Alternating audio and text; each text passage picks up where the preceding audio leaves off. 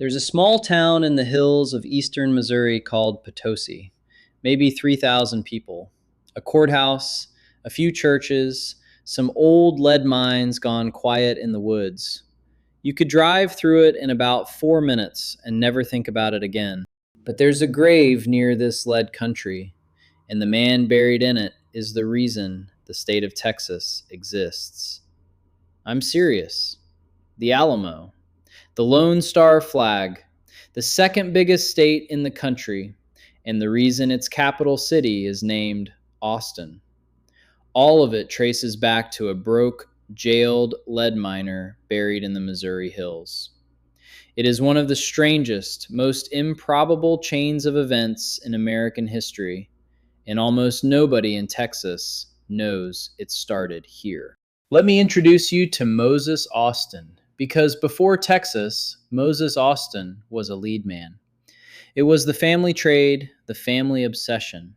Back in the 1790s, he'd run lead mines in the mountains of Southwest Virginia, ran them so completely that the little town that grew up around them is still called Austinville to this day.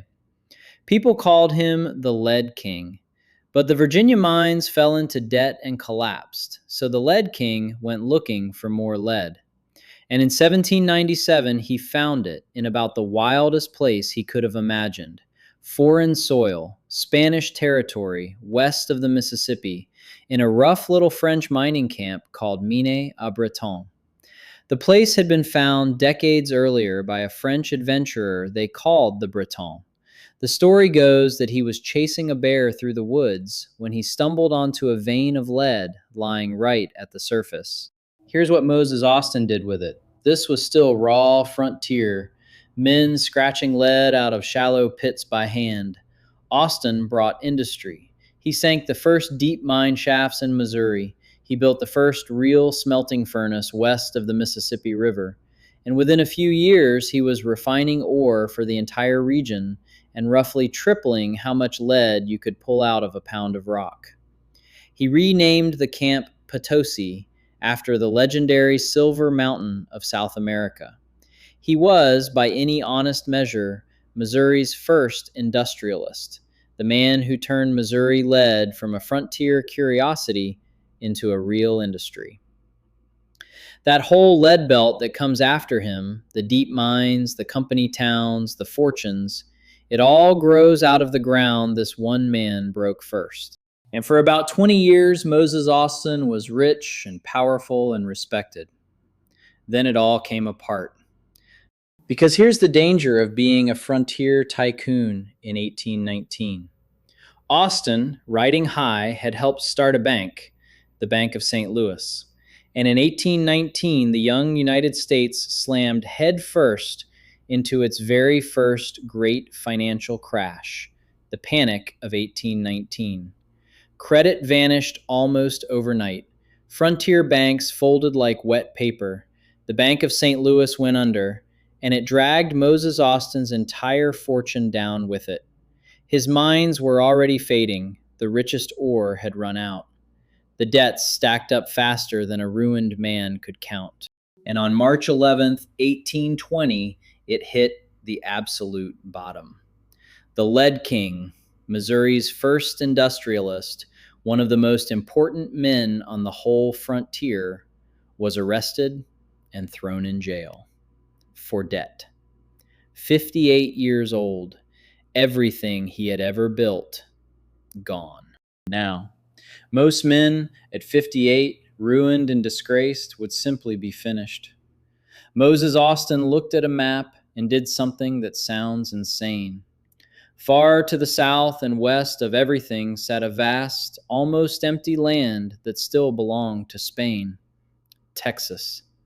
And Austin seized on one desperate, enormous idea.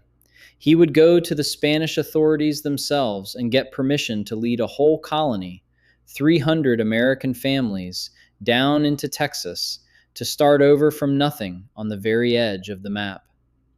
So in the dead of winter in 1820, this broke, aging, disgraced lead miner climbed onto a horse and rode roughly 800 miles across freezing wilderness all the way to the Spanish town of San Antonio de Béxar. And when he finally got there, the Spanish governor said no. Governor Antonio Maria Martinez wanted nothing to do with letting hundreds of Americans flood into his province, and he ordered Austin out of town. The whole insane journey for nothing. Austin walked out into the plaza, beaten, and then the single luckiest thing in the history of Texas happened. There in that plaza, Austin ran into a man he'd known years before, a mysterious European calling himself Felipe Enrique Neri, the Baron de Bastrop. And Bastrop, it turned out, had the ear of the Spanish authorities. He vouched for Austin.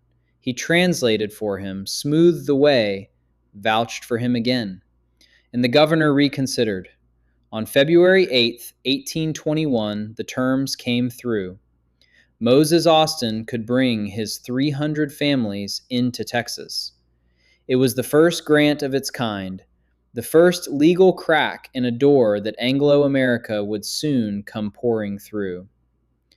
Everything that happens next in Texas history begins with that one piece of paper. But Moses Austin never got to use it because the ride home broke his body.